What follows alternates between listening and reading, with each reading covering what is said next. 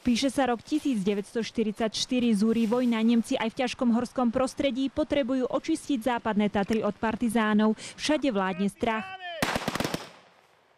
Kto to nezažil, to nepochopí. Partizáni, medzi nimi aj vtedy 18-ročný Edo, dostávajú echo, že Nemci idú prepadnúť dedinu.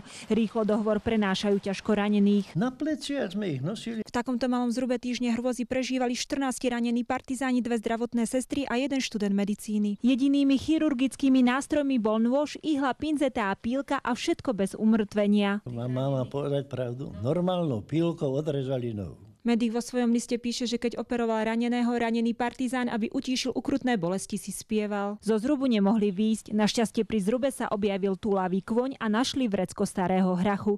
Každý mal na deň 10 hráškov a 100 gramov konského mesa. Mali jedného koňa, toho zjedli. Nebyť toho, tak boli asi od hladu pomreli. Neskôr však došli aj tieto chabé zásoby. Medik išiel hľadať pomoc do už oslobodeného Poľska. Poliaci z horskej služby neváhali a masívom obsadenými Nemcami prenášali vysilených ranených do poľského Zakopaného.